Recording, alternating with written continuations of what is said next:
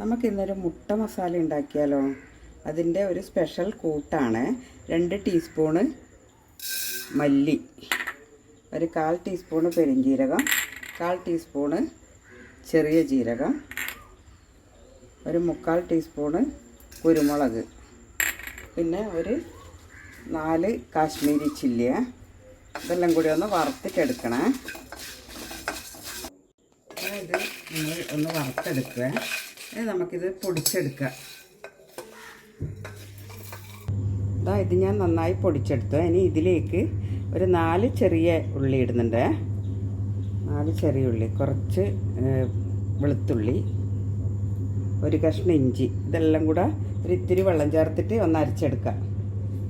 ഞാൻ ഒരു പാനിലേക്ക് കുറച്ച് വെളിച്ചെണ്ണ ഒഴിച്ചേ, ഒരു 1.5 ടേബിൾ സ്പൂൺ ഒഴിക്കുന്നുണ്ട് വെളിച്ചെണ്ണ. എന്നിട്ട് അതിലേക്ക് 1 ടീസ്പൂണ് കാശ്മീരി ചില്ലിപ്പൊടി, 1/4 ടീസ്പൂണ് മഞ്ഞൾപ്പൊടി, പാകത്തിനുള്ള ഉപ്പ് ചേർത്തിട്ട് നമ്മുടെ താരം ഇതാണ്, കാടമുട്ടയാണ്. കാടമുട്ടയൊന്ന് നന്നായിട്ടൊന്ന് വഴറ്റിയെടുക്കാം. ഇനി നമുക്കിത് മാറ്റി വെക്കാം. ഇനി ഇതിലേക്ക് ഒരു സവാള ഇതൊന്ന് വഴറ്റാം. സവാള നന്നായിട്ട് വഴന്നു വന്നേ. ഇനി നമുക്കൊരു തക്കാളിയും നന്നായിട്ട് വെന്ത്, ഒരു ഒറ്റപ്പൊടിയും ഞാൻ വെള്ളം ചേർത്തിട്ടില്ല കേട്ടോ. ഒട്ടും വെള്ളം ചേർക്കാണ്ടാണ് ഇത് വഴറ്റിയെടുത്തത്. ഇനി നമ്മളെ സ്പെഷ്യൽ മസാല, ഇതാണ് ഇതിൻ്റെ ടേസ്റ്റ്.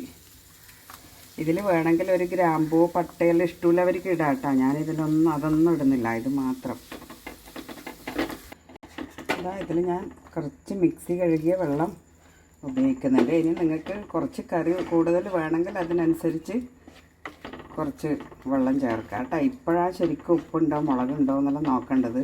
അങ്ങനെ മുളക് പൊടി വേണമെങ്കിൽ മുളക് പൊടി ചേർക്കണം, ഉപ്പ് ചേർക്കണം. ഇതൊന്ന് തിളച്ച് വരട്ടെ.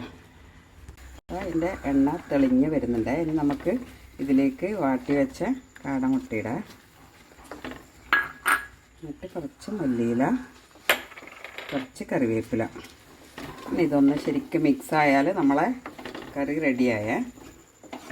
ഇതാ നമ്മുടെ കാടമുട്ട മസാല റെഡിയായി. നല്ല ടേസ്റ്റാണ്.